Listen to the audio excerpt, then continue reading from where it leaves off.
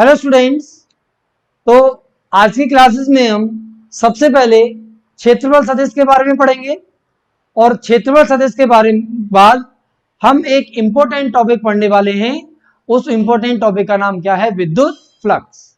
ये जो विद्युत फ्लक्स है, विद्युत फ्लक्स इंपॉर्टेंट इसलिए है क्योंकि उसके आगे हम जो पढ़ेंगे गॉस की प्रमेय, और गॉस की प्रमेय पर आधारित 5-6 हमारे डेरिवेशन है जो बोर्ड एग्जामिनेशन में आते हैं और कंपटीशन के पॉइंट ऑफ व्यू से भी इंपॉर्टेंट है। ठीक है ना? उसके लिए हमें विद्युत फ्लक्स को बहुत अच्छे से समझना पड़ेगा। और विद्युत फ्लक्स किस पर आधारित है? क्षेत्रफल सदिश और विद्युत क्षेत्रफल।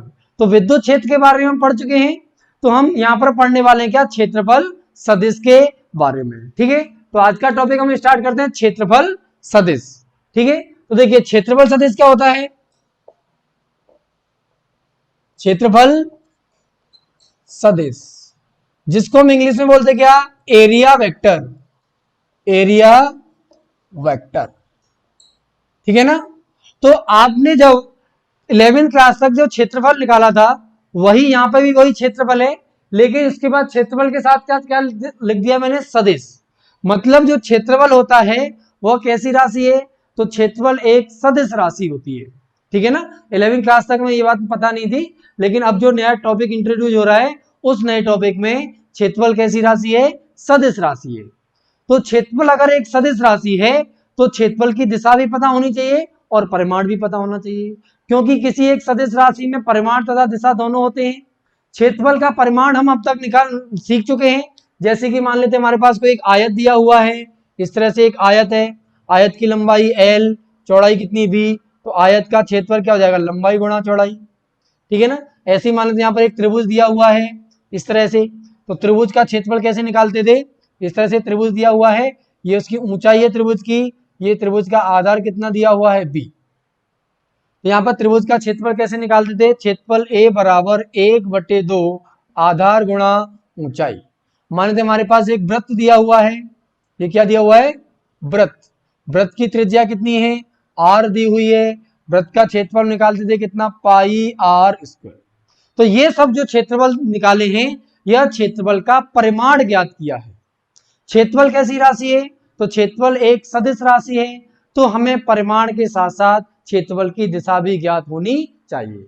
अब तक की जो क्लासेस में हम देखते हैं, तो 11वीं क्लास तक हम क्षेत्रफल के परिमाण निकालना सीख चुके हैं, और आज हम 12th क्लास में इस टॉपिक में क्षेत्रफल की दिशा के बारे में पढ़ने वाले हैं। ठीक है, तो क्षेत्रफल की दिशा,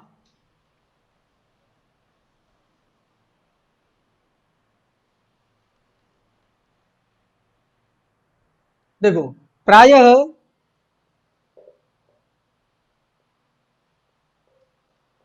क्षेत्रफल को अदिश, प्रायः क्षेत्रफल को अदिश राशि की भांति उपयोग किया जाता है, या भांति माना जाता है, माना जाता है। प्रायः क्षेत्रफल को अदिश राशि की भांति माना जाता है, परंतु कुछ स्थानों पर, परंतु कुछ स्थानों पर क्षेत्रफल को सदिश की तरह उपयोग किया जाता है, उपयोग किया जाता है, परंतु कुछ स्थानों पर क्षेत्रफल को सदिश की तरह उपयोग किया जाता है। तो मतलब क्षेत्रफल कैसी राशि हो गई? सदिश राशि। तो क्षेत्रफल अगर सदिश राशि हो गई, तो क्षेत्रफल की हमें दिशा भी पता होना चाहिए। तो क्षेत्रफल की जो दिशा होती है, क्षेत्रफल सदिश,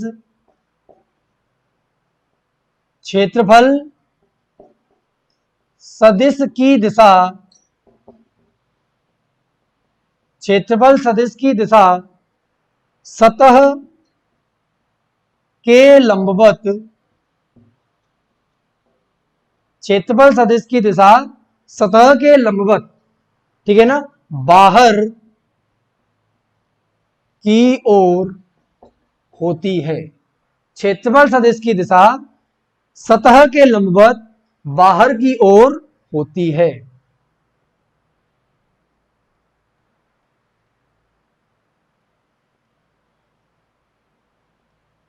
क्षेत्रफल सदिश की दिशा सतह के लंबवत बाहर की ओर होती है, ठीक है ना। इसकी दिशा को हम समझते हैं। तो क्षेत्रफल सदिश की दिशा समझने के लिए सबसे पहले हमें सतहों के बारे में पता करना चाहिए कि सतह किस प्रकार की होती है। तो सतह हमारी दो प्रकार की होती है, एक सतह होती है बंद सतह और एक सतह होती है खुली सतह, ठीक है। तो देखिए पहले सतहों के प्रकार के आधार पर हम क्षेत्रफल सदिश की दिशा के बारे में पढ़ते हैं। देखिए एक सतह कैसी होती है, खुली सतह, और एक ऐसी सतह है बंद सतह। यहां पर हम बात करें किसकी, खुली सतह। खुली सतह, खुली सतह किस तरह से कि जैसे मान लेते हैं कि यहां पर हमारे पास एक आयताकार पट्टिका है, आयताकार पट्टिका इस तरह से दी हुई है, तो यह क्या है, खुली सतह है, ठीक है ना। हमारे पास एक वृत्त दिया हुआ है, हमारे पास क्या है, एक वृत्त दिया हुआ है, ये क्या है, वृत्त, ये क्या है, आयताकार, ठीक है ना, पट्टी, आयताकार पट्टी, ये वृत्त दिया हुआ है, ठीक है। और जो बंद सतह होती हैं वह किस प्रकार होती है, बंद सतह। बंद सतह में हम मान लेते हैं हमारे पास क्या है, एक घन है, क्या है, घन है, घनाभ है, ये सब क्या होती है, बंद सतह होती है। इस तरह से मान लेते हैं,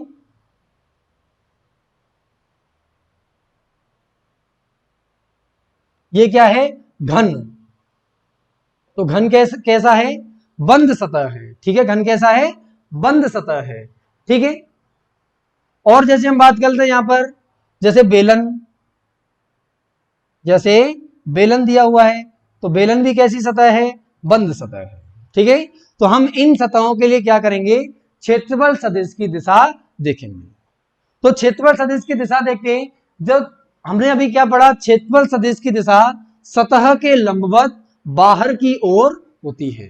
क्षेत्रफल सदिश की दिशा सतह के लंबवत बाहर की ओर होती है। मैं अगर इस दिशा की सतह की बात करूं, तो ये जो सतह आपको दे रखी है, यह त्रिविमीय ज्यामिति में दी हुई है।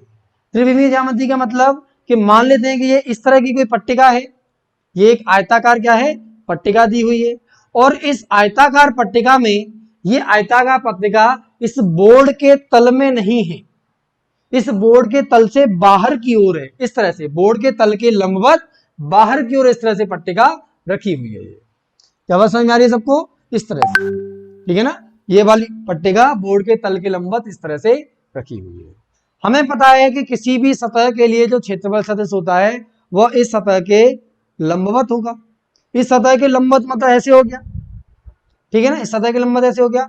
अगर मान लेते कोई सतह ये दे रखी है, तो इस सतह का क्षेत्रफल सदिश इस सतह के लंबवत होगा, और लंबवत किधर है, बाहर की ओर, तो इस सतह से बाहर की ओर होगा, इस सतह से बाहर की ओर होगा। जैसे इस सतह के बाद नीचे वाली सतह की देखेंगे, तो नीचे वाली सतह के लिए क्षेत्रफल सदिश सतह के लंबवत और बाहर की ओर, तो मतलब नीचे की ओर हो जाएगा। तो यहाँ पर क्षेत्रफल सदिश कैसे हो जाएगा, नीचे हो जाएगा, ठीक है ना, यहाँ पर क्षेत्रफल सदिश कैसे हो जाएगा, नीचे की दिशा में हो जाएगा। और अगर ये पट्टिका इस तरह से रखी हुई है, तो इसका क्षेत्रफल सदिश इस सतह के लंबवत और बाहर की ओर है, तो इस दिशा में क्षेत्रफल सदिश हो जाएगा। यहां पर अगर हम देखेंगे, इस आयताकार पट्टिका का अगर हमें क्षेत्रफल सदिश निकालना है, तो इसका क्षेत्रफल सदिश निकालने के लिए ये दिशा हो गई, ये क्या है, क्षेत्रफल सदिश। ये जो इधर दिशा की जो सतह है उसका क्षेत्रफल सदिश बाहर की ओर, और सतह के क्या है, लंबवत है, सतह के लंबवत बाहर की ओर है।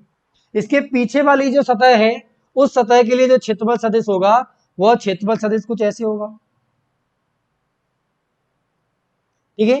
तो ये जो क्षेत्रफल सदिश सतह के लंबवत है, और ये भी किधर है, बाहर की ओर है, इसको सतह को नाम दे दें कितना, A2, ठीक है। तो जो खुली सतह होती है, खुली सतह में क्षेत्रफल सदिश की दिशा सतह के लंबवत बाहर की ओर होती है, तो परंतु अगर कोई खुली सतह है तो यहां पर क्षेत्रफल सदिश दो बन सकते हैं, एक तो ऊपर की दिशा में जैसे बन गया और एक क्या बन गया नीचे की दिशा में। खुली सतह अगर दे रखी है तो एक क्या हो जाएगा ऊपर की तरफ हो गया, एक नीचे की तरफ हो गया। जैसे इस तरह से सतह दे रखी है तो इस तरह से सतह दे रखी है तो एक क्षेत्रफल सदिश एक्स अक्ष की दिशा में और एक क्षेत्रफल सदिश माइनस एक्स अक्ष की दिशा में, तो दो क्षेत्रफल सदिश हो गए। तो यहां से हमें समझ में आता है कि जो खुली सतह होती है, खुली सतह के लिए जो क्षेत्रफल सदिश होता है वह सतह के लंबवत होता है, और खुली सतहों के लिए क्षेत्रफल सदिश जो लंबवत होता है उसकी दो दिशाएं हो सकती हैं। हम इस दिशा में भी मान सकते हैं और इस दिशा में भी मान सकते हैं। अब अगर दो दिशाएं हो गई तो हम इस दिशा में मानेंगे या उसके विपरीत दिशा में मानेंगे। तो देखिए, अगर हम किसी प्रश्न को हल कर रहे हैं तो उस प्रश्न को हल करते समय अगर मैंने इसकी दिशा A1 मान ली तो पूरे प्रश्न को हल करने तक मैं इसकी दिशा A1 ही मानता रहूंगा। ऐसा नहीं उस प्रश्न में मैंने एक समीकरण बनाया A1 दिशा मानकर और दूसरा समीकरण मान लिया A2 दिशा मानकर, तो प्रश्न गलत हो जाएगा। मैंने क्या किया, किसी प्रश्न को हल करने के लिए इस सतह की जो क्षेत्रफल सदिश है उसको A1 मान लिया, तो पूरे प्रश्न को हल करते समय उसकी क्षेत्रफल सदिश को A1 मानकर ही हल करूंगा।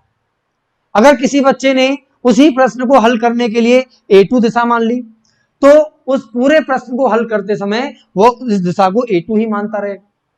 ऐसा नहीं कर सकते एक ही प्रश्न में एक बार A1 मान लिया एक बार A2 मान लिया, तो प्रश्न गलत हो जाएगा।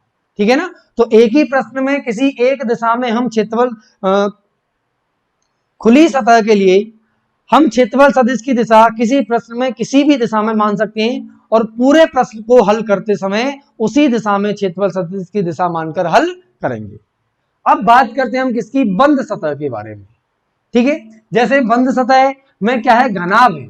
बंद सतह में क्या है, घनाभ है या घन है।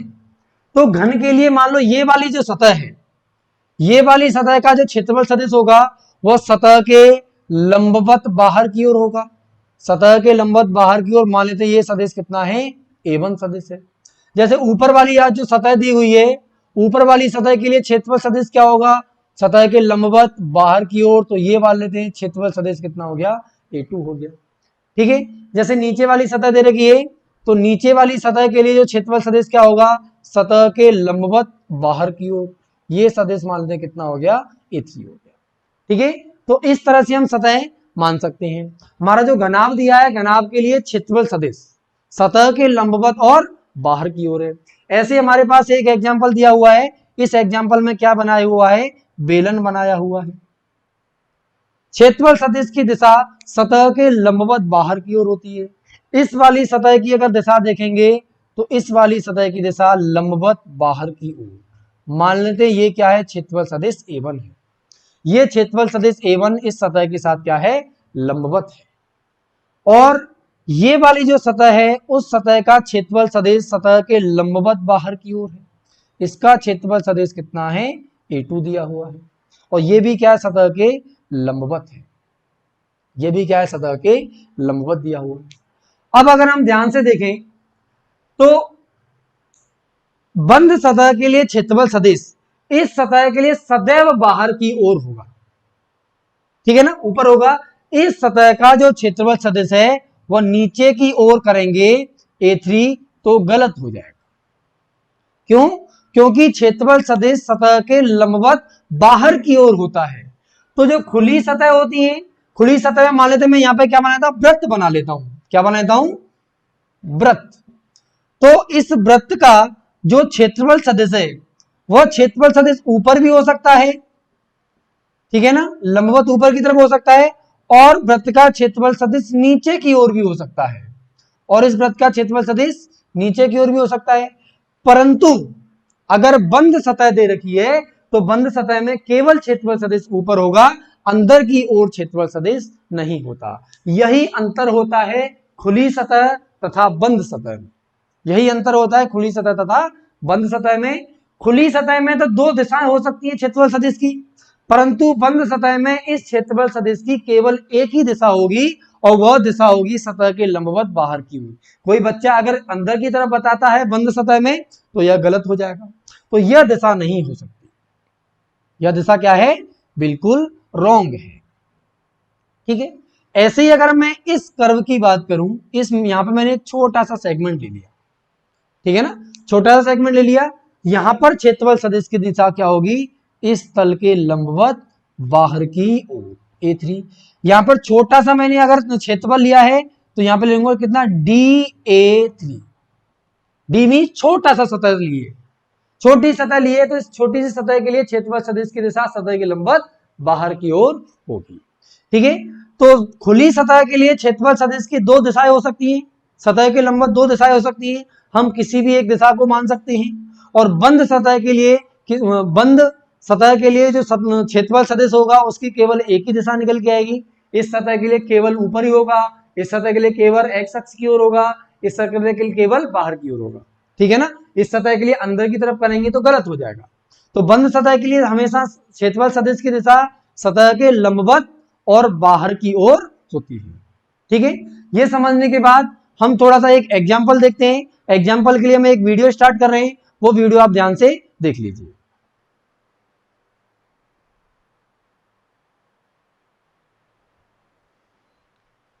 देखिए, यहां पर आपको एक डायग्राम दिया हुआ है, वीडियो चलता हुआ एनिमेटेड वीडियो है।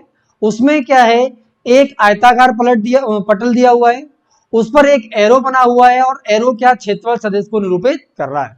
और यह क्षेत्रफल सदिश सदैव उस आयताकार जो पट्टिका है, उस आयताकार पट्टिका के लंबवत है।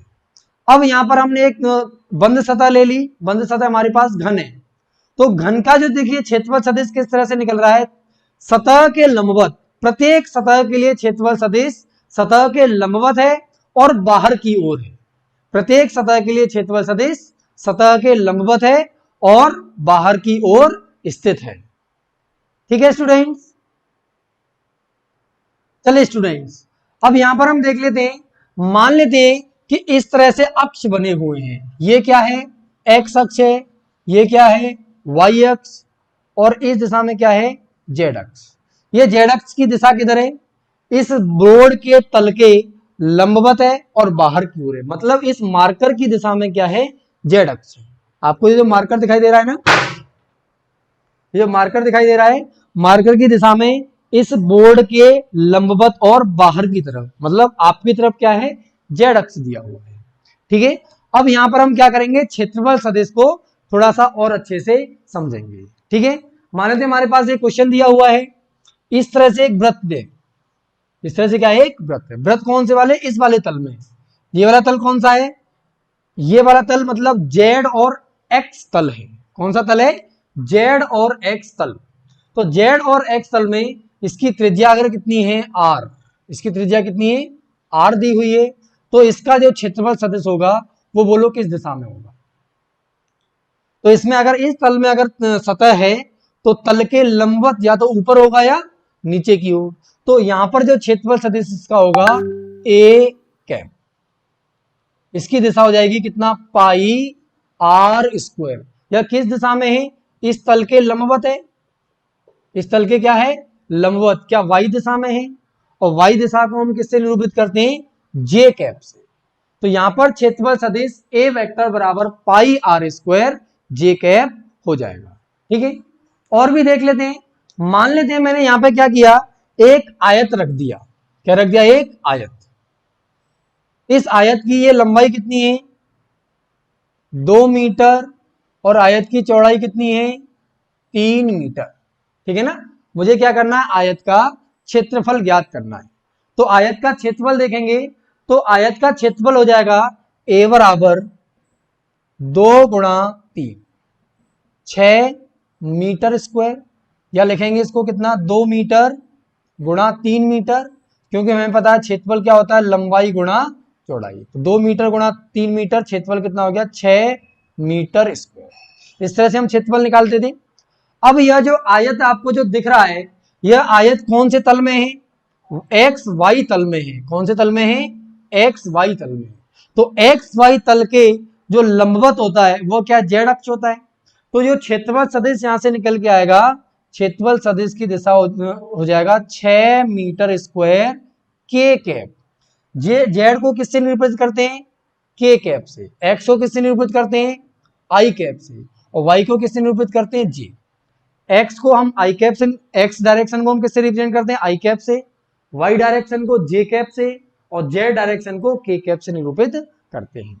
मान लेते हैं कि कोई वृत्त इस तरह से दिया हुआ है, मतलब ये कौन से वाले तल में है?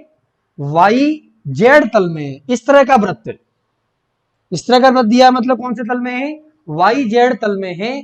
तो यहां पर इसका जो क्षेत्रफल सदिश होगा वह इस दिशा में होगा, सतह के लंबवत बाहर की ओर। तो ये क्षेत्रफल सदिश ए हो गया कितना? पाई आर स्क्वायर आई कैप। कितना हो जाएगा? पाई आर स्क्वायर आई कैप। क्षेत्रफल सदिश ए बराबर पाई आर स्क्वायर आई कैप। ठीक है, तो इस तरह से हम क्षेत्रफल सदिश की दिशा देंगे। क्षेत्रफल सदिश की दिशा सतह के लंबवत होती है। इसमें हम क्या कर सकते हैं? ये जो क्षेत्रफल है इसको हम यहां पर भी लिख सकते हैं। क्या लिख सकते हैं? क्षेत्रफल सदिश A1 या A dash equal to pi R square minus K J cap. ऐसा क्यों लग सकते हैं? हम ऊपर वाली दिशा भी मान सकते हैं और नीचे वाली भी मान सकते हैं। किसी प्रश्न में अगर ऊपर वाली मानिए तो नीचे वाली नहीं मानेंगे, अगर नीचे वाली दिशा मान लिए तो ऊपर वाली दिशा को नहीं मानेंगे। ठीक है ना? ऐसे यहाँ पर जो के कैप आया है, के कैप की जगह माइनस के कैप भी हो सकता है। और यहाँ पर जो ए क्षेत्रफल दिया है पाई आर स्क्वायर आई कैप, इसके विपरीत दिशा ये भी हो सकती है। A1 कितना जाएगा? पाई R square minus K I cap, pi R square minus I cap, ये दिशा भी हो सकती है। ठीक है स्टूडेंट्स?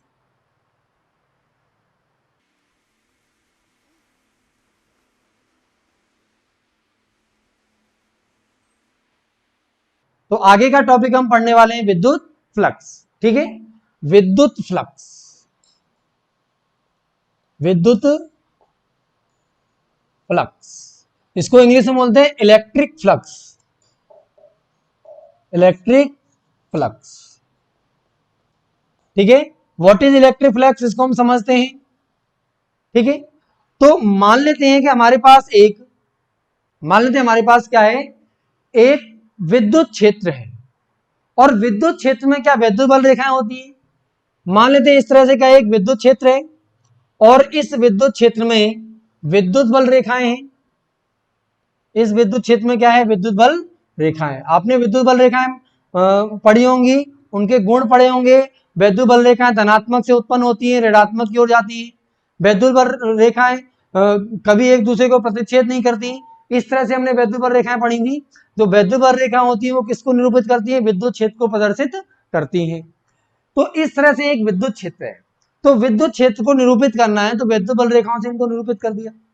अब यहाँ विद्युत बल रेखाओं या विद्युत क्षेत्र में मान लेते हैं कि कोई एक सतह रखी हुई है, या सतह रखी हुई है, इस सतह का कुछ क्षेत्रफल दिया हुआ है।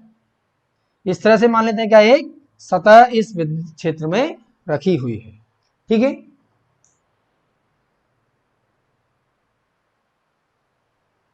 अब देखिए इस तरह से मान लेते हैं इस सतह में हमने विद्युत क्षेत्र रख दिया, सतह से कुछ विद्युत क्षेत्र विद्युत बल रेखाएं गुजर रही है। तो हमारा जो विद्युत फ्लक्स क्या होता है? तो किसी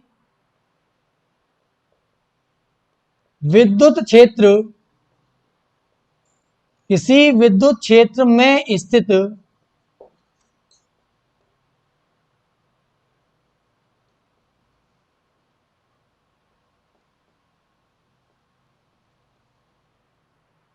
किसी विद्युत क्षेत्र में स्थित किसी सतह से गुजरने वाला या गुजरने वाली कुल विद्युत बल रेखाओं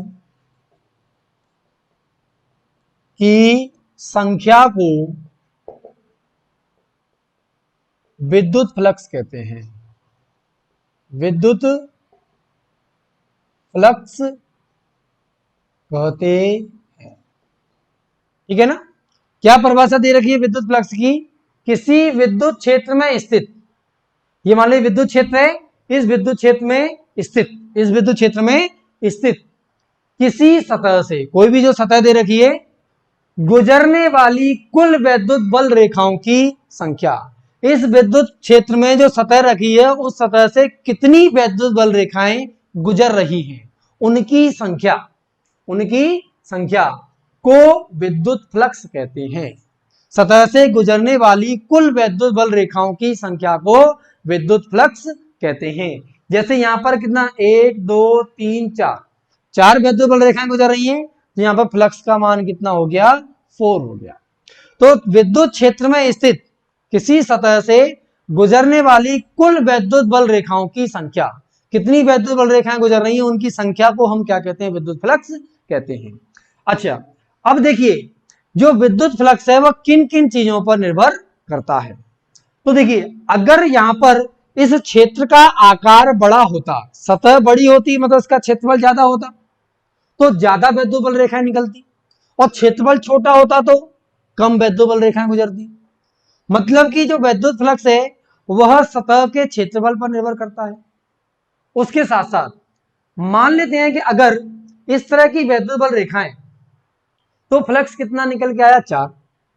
अगर मान लेते हैं कि विद्युत बल रेखाएं पास पास हैं, विद्युत बल रेखाएं क्या हैं, पास पास हैं, पास पास है मतलब विद्युत बल रेखाएं अगर घनी है, विद्युत बल रेखाएं क्या है, घनी है मतलब विद्युत क्षेत्र की तीव्रता अधिक है।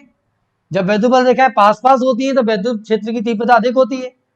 तो विद्युत बल रेखाएं अगर ज्यादा हैं तो ज्यादा विद्युत बल रेखाएं निकल रही हैं, मतलब कि विद्युत बल रेखाएं पास पास है मतलब विद्युत क्षेत्र की तीव्रता अधिक है।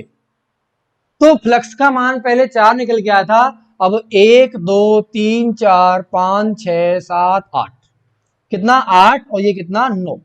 अब विद्युत फ्लक्स कितना निकल के आ गया, 9 निकल के आ गया।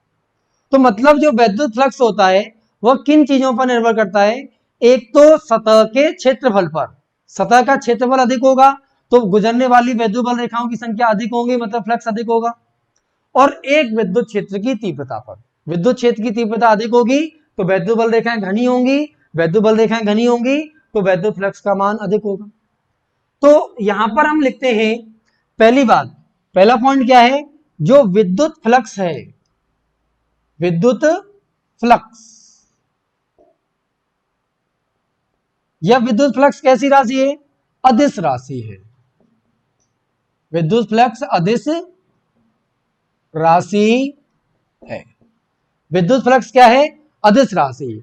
और फ्लक्स जो है वह अनुक्रमानुपाती है किसके, विद्युत क्षेत्र के। जब विद्युत क्षेत्र अधिक होता है तो विद्युत बल रेखाएं क्या होती हैं, घनी होती हैं, और विद्युत बल रेखाएं अगर घनी होती हैं तो ज्यादा विद्युत बल रेखाएं निकलती हैं और ज्यादा फ्लक्स होता है, ठीक है। और ये जो फ्लक्स फाई है यह अनुक्रमानुपाती होता है किसके, तो विद्युत फ्लक्स अनुक्रमानुपाती होता है सतह के क्षेत्रफल के, ठीक है ना।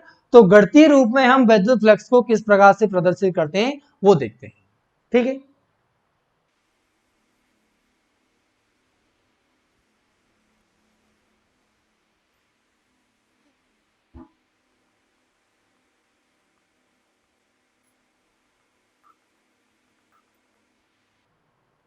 ठीक है, तो देखिए गणितीय रूप में, गणितीय रूप में विद्युत फ्लक्स फाई को निरूपित किया जाता है कितना, ई डॉट ए। ई डॉट ए, डॉट मतलब क्या है, यहां पर विद्युत क्षेत्र सदिश राशि है, क्षेत्रफल भी क्या है, एक सदिश राशि है, क्षेत्रफल सदिश, आज ही बताया था कि क्षेत्रफल कैसी राशि है, सदिश राशि है। तो विद्युत क्षेत्र और क्षेत्रफल दोनों ही सदिश राशि है, और फ्लक्स कैसी राशि है, अदिश राशि। तो दो राशियों, दो सदिश राशियों का अदिश गुणन करेंगे तो हमें क्या अदिश राशि प्राप्त होती है, तो फाई हो गया ई डॉट ए, फाई क्या हो गया, ई डॉट ए। तो ई डॉट ए को हम क्या लिख सकते हैं, फाई बराबर E A cos theta, phi बराबर ई ए कॉस थीटा, जहां जहां थीटा क्या है, विद्युत क्षेत्र, विद्युत क्षेत्र तथा क्षेत्रफल सदिश, विद्युत क्षेत्र तथा क्षेत्रफल सदिश के मध्य कोण, जहां थीटा क्या है, विद्युत क्षेत्र तथा क्षेत्रफल सदिश के मध्य कोण। अच्छा, ई क्या है? विद्युत क्षेत्र, विद्युत क्षेत्र या विद्युत क्षेत्र की तीव्रता बोल सकते हैं, ठीक है ना। और ए क्या है? क्षेत्रफल सदिश। ए क्या है? क्षेत्रफल सदिश। ये क्या है? क्षेत्रफल सदिश। चलिए इसको अच्छे से समझने के लिए हम यहां पर एक डायग्राम लेके आ रहे हैं स्क्रीन पर, तो डायग्राम को आप ध्यान से समझिए, ठीक है ना। आपका फर्स्ट डायग्राम खुल रहा है, सारे बच्चों को दिखाई दे रहा होगा फर्स्ट डायग्राम। देखिए इस डायग्राम में फ्लक्स को लिखा है phi equal to E A cos theta, where theta is, यहां पर फाई कितना लिखा है? ई ए कॉस थीटा, जहां थीटा का मान दिया है, थीटा विद्युत क्षेत्र तथा क्षेत्रफल सदिश के मध्य कोण है। विद्युत क्षेत्र तथा क्षेत्रफल सदिश के मध्य कोण है। आपको जो डायग्राम दिया हुआ है उस डायग्राम में विद्युत क्षेत्र की दिशा देखो इस दिशा में है, ऐसे क्या एक्स अक्ष की दिशा में है। विद्युत क्षेत्र किस दिशा में? एक्स अक्ष की दिशा में है। और जो क्षेत्रफल सदिश क्या होता है? सतह के लंबवत, सतह के लंबवत। मान लेते हैं आपके पास इस तरह की एक सतह दे रखी है, इस तरह की सतह दे रखी है, देखिए इस तरह की सतह दे रखी है, और इस तरह की सतह में अगर हम देखेंगे इस दिशा में क्षेत्रफल क्या हो जाएगा? इस सतह के जो लंबवत क्षेत्रफल सदिश है वह क्या इस दिशा में हो गया? इस दिशा में, ठीक है। तो क्षेत्रफल सदिश एक ही दिशा दे रखी है इस दिशा में ऐसे, और विद्युत क्षेत्र किस दिशा में है? एक्स दिशा में दिया हुआ है। तो विद्युत क्षेत्र एक्स दिशा में है, क्षेत्रफल सदिश सतह के लंबवत है, और दोनों के मध्य कोण कितना है? थीटा दिया हुआ है। दोनों के मध्य कोण थीटा दिया हुआ है, तो यहां पर फ्लक्स कितना निकल के आएगा? फाई बराबर ई ए कॉस थीटा।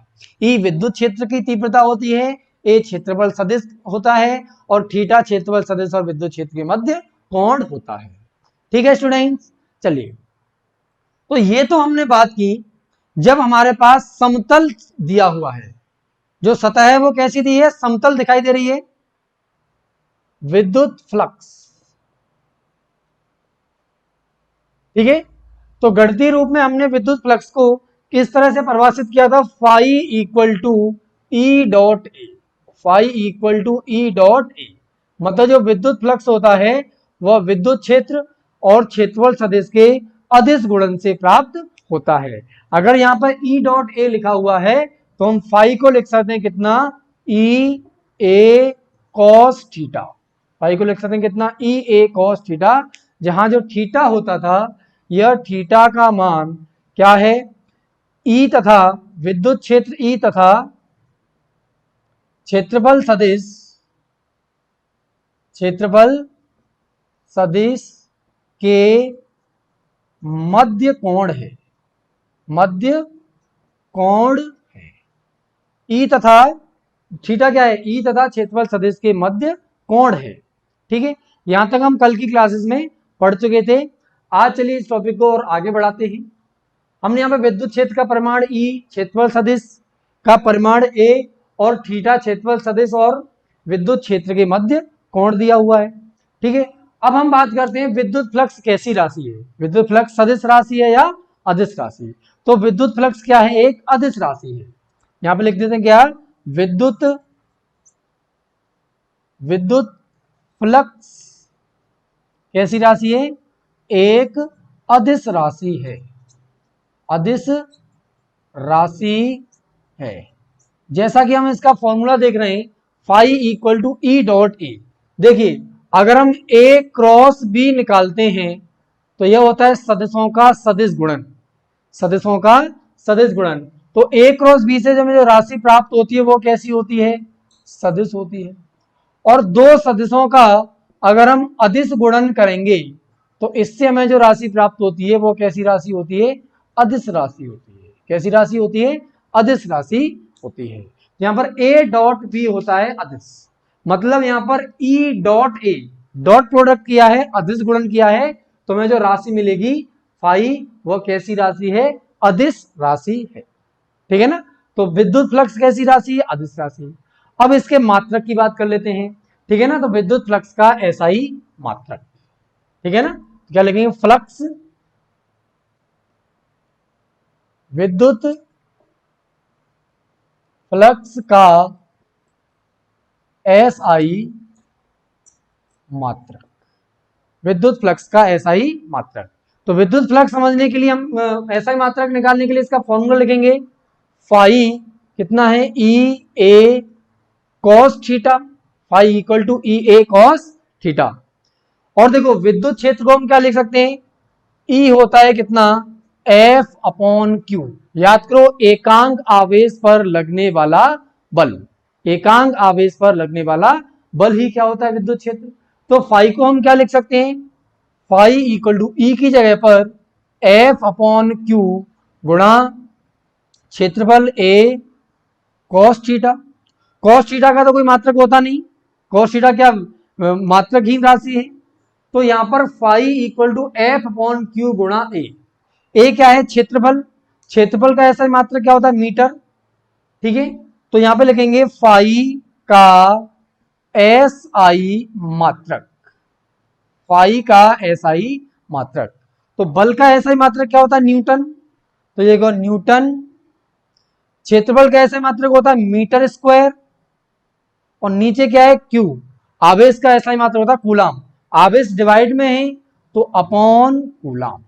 और कॉस थीटा का कोई मात्रक नहीं होता, sine theta cos theta tan जो त्रिकोणमितीय अनुपात हैं इनके कोई मात्रक नहीं होते।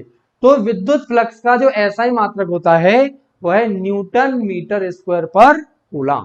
क्या होता है इसका, न्यूटन मीटर स्क्वायर पर कूलाम। चलिए स्टूडेंट्स, तो यहां पे हमने विद्युत फ्लक्स का मात्रक निकाला, फाई का एसआई मात्रक क्या है, न्यूटन मीटर स्क्वायर पर कूलाम। तो इस तरह के मात्रक हमें एक एक नंबर में पूछे जाते हैं, ठीक, जैसे विद्युत क्षेत्र का मात्रक बताओ, या फिर बोल सकता है कि विद्युत फ्लक्स का मात्रक बताओ। जैसे विद्युत क्षेत्र का मात्रक निकालना है तो ई क्या होता है, एफ अपॉन क्यू। तो ई का जो मात्रक हो जाएगा, ई का मात्रक कौन सा, एसआई मात्रक। तो बल का मात्रक न्यूटन और आवेश का मात्रक कूलाम, तो ई का मात्रक क्या हो जाएगा, न्यूटन प्रति कूलाम हो जाएगा। ठीक है, तो विद्युत क्षेत्र का मात्रक होता है एसआई मात्रक न्यूटन प्रति कूलाम, और विद्युत फ्लक्स का मात्रक होता है न्यूटन मीटर स्क्वायर प्रति कूलाम। चलिए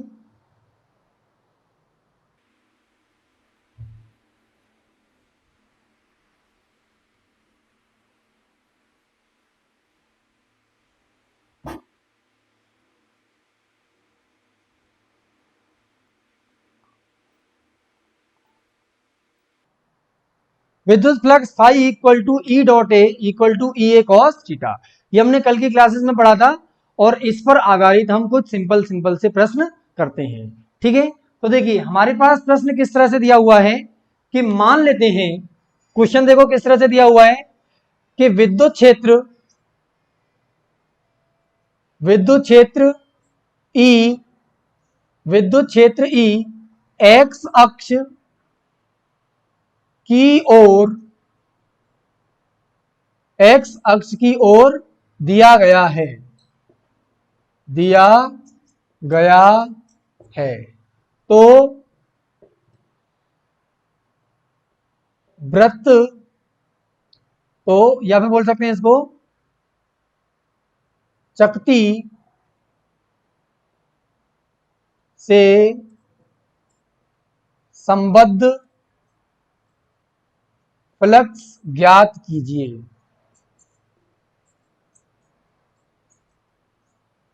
ठीक है, एक प्रश्न दिया हुआ है, प्रश्न का डायग्राम बना देता हूं, तब तक आप लोग प्रश्न पढ़ लो।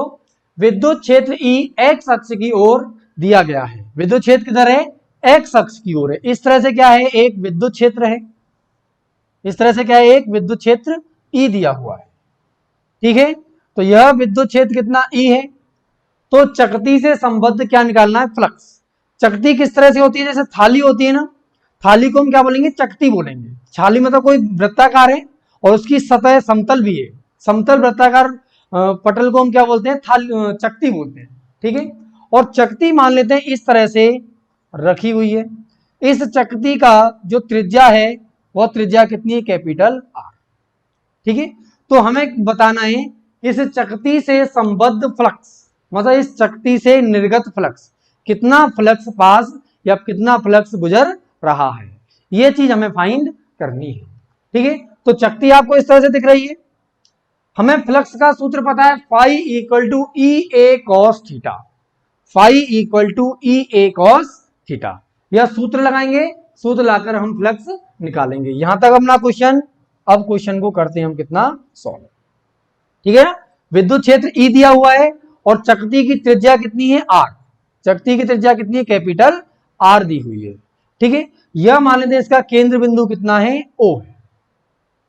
अब इसको हल करते हैं तो विद्युत क्षेत्र ई का मान पता है हमें, ई दिया हुआ है। इसकी क्षेत्रफल देखेंगे ए कितना हो गया, पाई आर स्क्वायर। इसका क्षेत्रफल कितना हो गया, पाई आर स्क्वायर। अब हम निकालते हैं क्षेत्रफल सदिश। देखिए फ्लक्स का प्रश्न अगर आपको हल करना है तो जिस सतह से संबद्ध फ्लक्स निकालना है उस सतह का क्षेत्रफल सदिश निकालें सबसे पहले। अगर इस तरह से चकती दी हुई है तो इस सतह के लंबवत दिशा में इसका क्षेत्रफल सदिश होगा। तो इस चकती, ये जो इस तरह से दी हुई है, इसका लंबवत क्या बाहर की ओर होगा, इसका लंबवत किधर होगा, बाहर की ओर। मतलब ये जो मार्कर दिया हुआ है इस तरह से क्या होगा, बाहर की ओर इस चकती का क्षेत्रफल सदिश होगा। क्षेत्रफल सदिश इस तल के लंबवत बाहर की ओर है। ठीक है, और विद्युत क्षेत्र इस दिशा में है तो दोनों के मध्य कोण हो जाएगा 90 डिग्री। विद्युत क्षेत्र इस बोर्ड के तल में है और जो क्षेत्रफल सदिश है वह चकती के लंबवत है, मतलब बोर्ड के लंबवत है, मतलब विद्युत क्षेत्र के लंबवत है। तो यहां पर थीटा का मान कितना हो गया, थीटा बराबर 0 डिग्री। सॉरी थीटा, यहां पर देखो थीटा का मान हो जाएगा थीटा बराबर 90 डिग्री। थीटा जो कोण है यह किसके मध्य कोण है, क्षेत्रफल सदिश तथा विद्युत क्षेत्र के मध्य कोण। यह सतह तथा क्षेत्रफल के मध्य कोण नहीं है, यह जो कोण दिया हुआ है वह क्षेत्रफल सदिश तथा विद्युत क्षेत्र के मध्य कोण है। तो सबसे पहले हम सतह को नहीं देखेंगे, किसको देखेंगे, क्षेत्रफल सदिश को देखेंगे। ये अगर हमारी चकती है तो चकती की सतह के लंबवत दिशा में क्या है, क्षेत्रफल सदिश।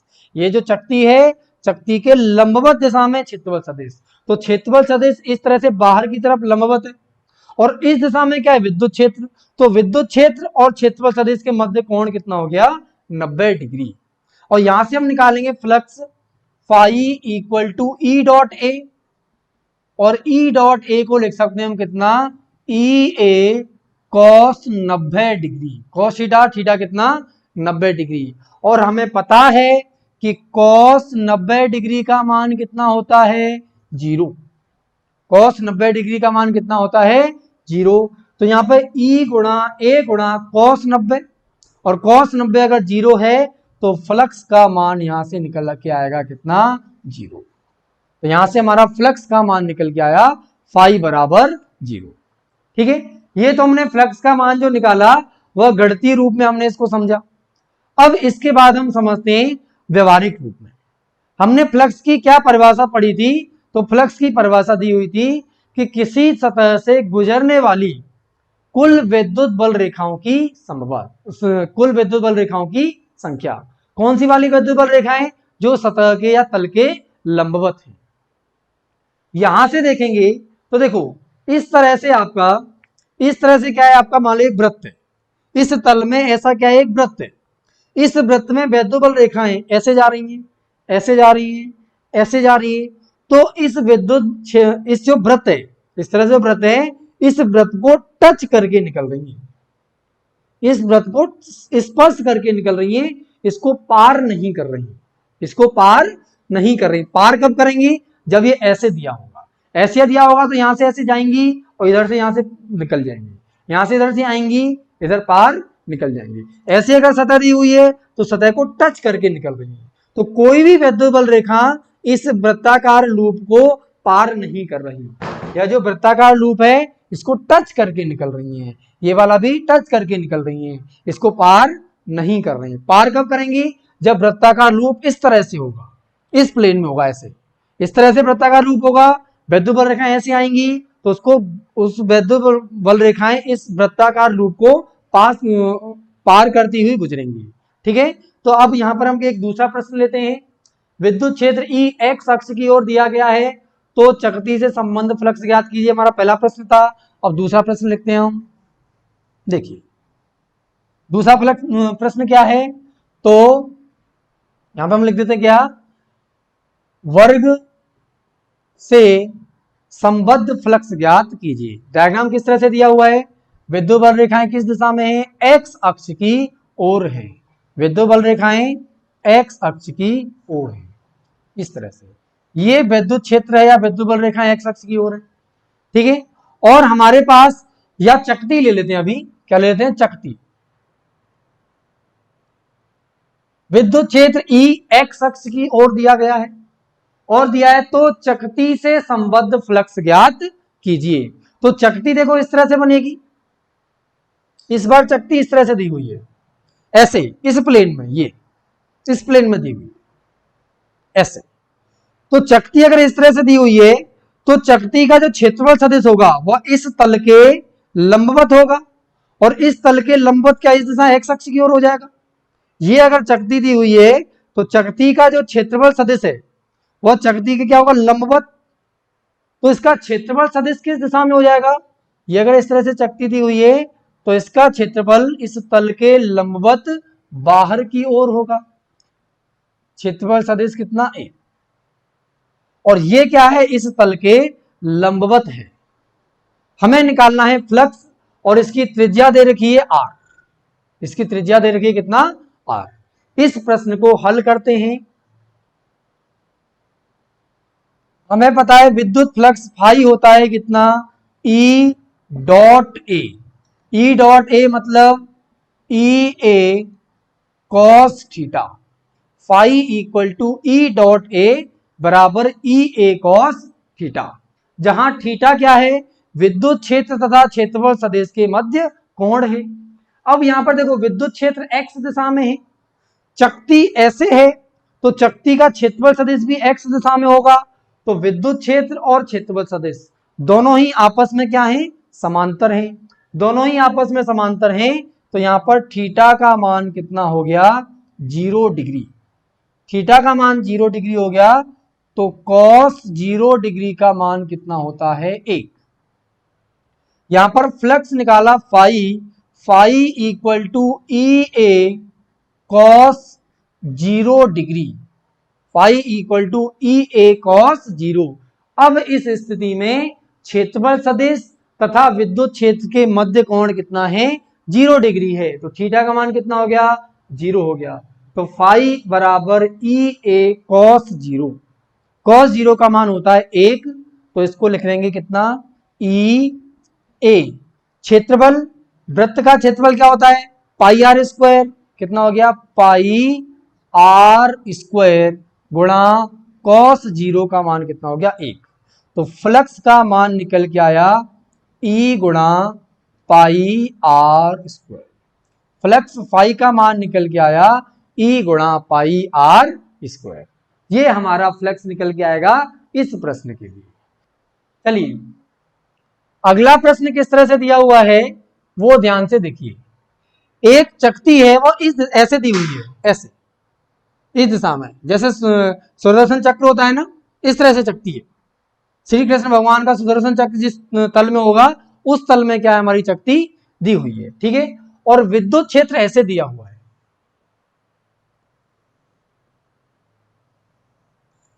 यह विद्युत क्षेत्र ई है, ठीक है ना।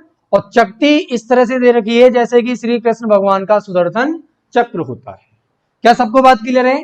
और इस चकती की जो त्रिज्या है वह त्रिज्या कितनी है इसकी, आर। चकती की त्रिज्या कितनी दे रखी है, आर। चकती की त्रिज्या आर है और विद्युत क्षेत्र आपको इस तरह से दिया हुआ है। यहां पर ये वाला जो कोण है यह कितना है, 30 डिग्री। ये वाला कोण कितना दिया है, 30 डिग्री। और प्रश्न में पूछा गया है, वो क्या पूछा गया है, चकती से निर्गत फ्लक्स ज्ञात कीजिए।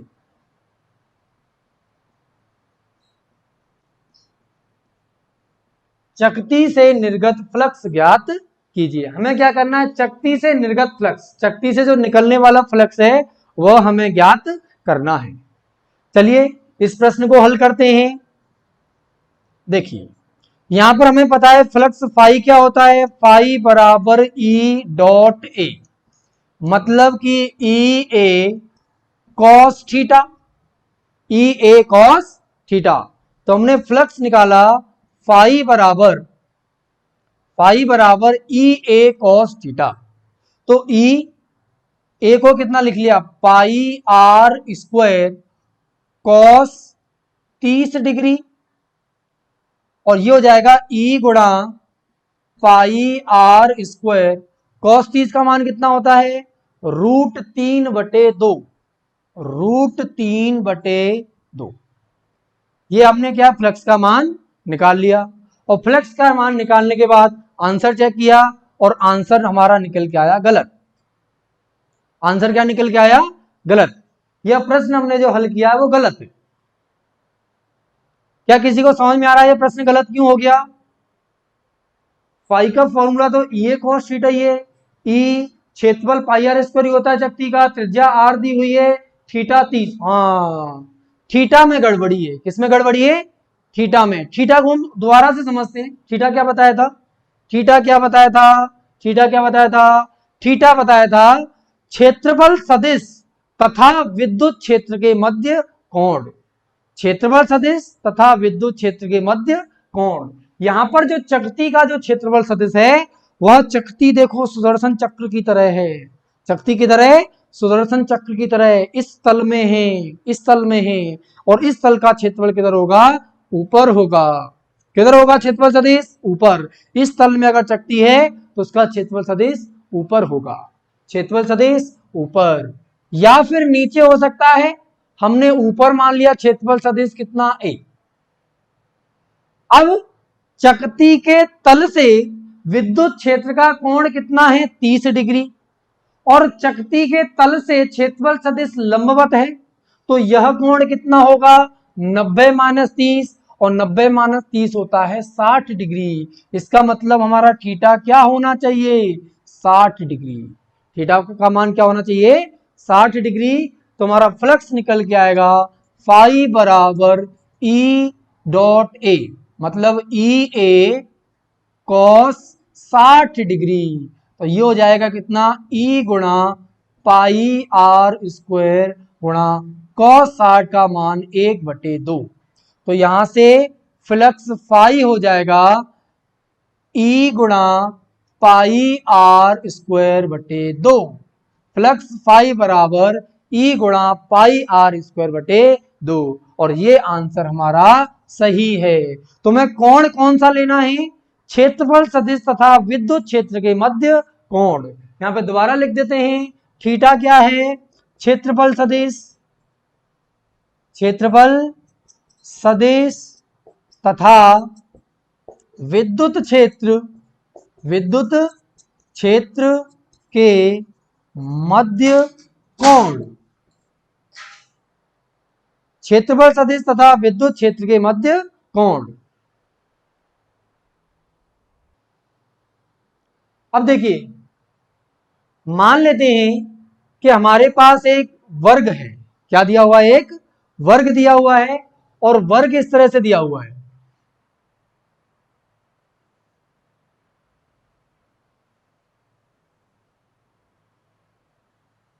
यह एक वर्ग है और जिसकी भुजा कितनी है, ए।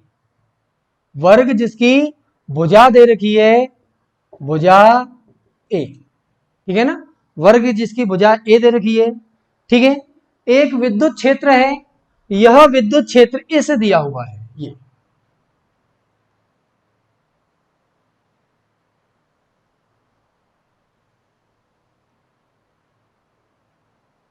इस दिशा में क्या है, विद्युत क्षेत्र ई दिया हुआ है, ठीक है। इस दिशा में क्या है, विद्युत क्षेत्र ई दिया हुआ है, और यहां पर ये मान लेते हैं क्या, एक्स अक्ष है, और एक्स अक्ष से यह कोण बनाता है कितना, 30 डिग्री। एक्स अक्ष से कोण बनाता है कितना, 30 डिग्री। प्रश्न आपको दिया हुआ है, क्या प्रश्न दिया है, वर्ग से निर्गत कुल फ्लक्स, कुल फ्लक्स ज्ञात कीजिए, वर्ग से निर्गत कुल फ्लक्स ज्ञात कीजिए। यह हमारा प्रश्न दिया हुआ है। ठीक है, इस प्रश्न को हल करके फटाफट से आंसर दीजिए। क्या प्रश्न का आंसर आएगा? किसी का आंसर आ रहा हो तो बता दे, फॉर्मूला में लिख देता हूं। फ्लक्स का क्या फॉर्मूला है? फाई बराबर ई डॉट ए, काम में हम ई ए कॉस थीटा लेते हैं।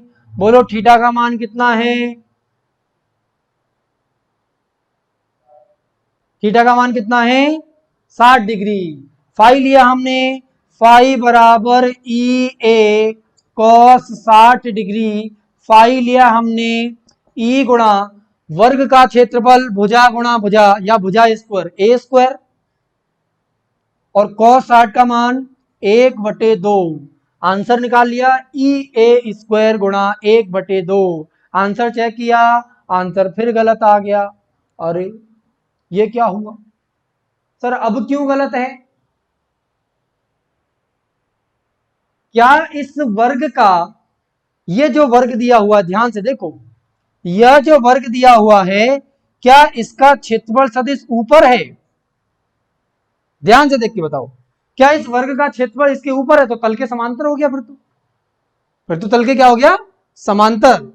क्षेत्रफल सदिश किधर होता है? वर्ग के, मतलब कोई भी सतह है, सतह के लंबवत। अगर हमारा तल ऐसा दिया हुआ है तो इस तल के लंबवत होगा, इस तल के लंबवत, इस तल के लंबवत। क्या बात क्लियर है सबको? ये अगर हमें वर्ग दिया हुआ है तो वर्ग के तल के लंबवत क्या होगा? क्षेत्रफल सदिश। हम डायरेक्ट फॉर्मूले को यूज नहीं करेंगे, हम क्षेत्रफल सदिश को, मैंने इसीलिए मैंने अच्छे से समझाया था कि क्षेत्रफल सदिश को फील करना है कि यह सतह के लंबवत होता है। यह सतह दे रखी है तो इस सतह के लंबवत क्या होगा? क्षेत्रफल सदिश। अगर देखो पहले इस दिशा में ऐसे दिया हुआ था चकती, अब ये तल ऐसा है, ये तल है, इस तल में, बोर्ड के तल में है, पहले बोर्ड के लंबवत था, अब बोर्ड के तल में वर्ग है तो क्षेत्रफल सदिश इस बोर्ड के लंबवत होगा। तो विद्युत क्षेत्र और क्षेत्रफल सदिश के मध्य कोण हो जाएगा दोबारा से 90 डिग्री। थीटा का मान कितना है? थीटा बराबर 90 डिग्री। यह क्षेत्रफल सदिश नहीं है, क्षेत्रफल सदिश ऐसे होगा बाहर की ओर, और बाहर की ओर तो मतलब हम ऐसा बना सकते हैं इस दिशा में, मतलब इसके क्या है? लंबवत। लंबवत ये वाली दिशा क्या है? बाहर की ओर निकल रही है। थीटा का मान 90 डिग्री, कॉस कितना आएगा यहाँ पर? Cos 90 degree. कॉस 90 का मान होता है कितना? 0। तो अगेन फ्लक्स हमारा कितना निकल के आया? 0। क्या सबको बात क्लियर है? ये जो क्षेत्रफल सदिश ए है, इस क्षेत्रफल सदिश की दिशा तल के लंबवत बाहर की ओर है। तल के लंबवत बाहर की ओर है, ऊपर दिशा नहीं है। किधर है? बाहर की ओर है। तो बाहर है तो यहां से इसमें कोण कितना बनेगा? 90 डिग्री। कोण कितना बनेगा? 90 डिग्री।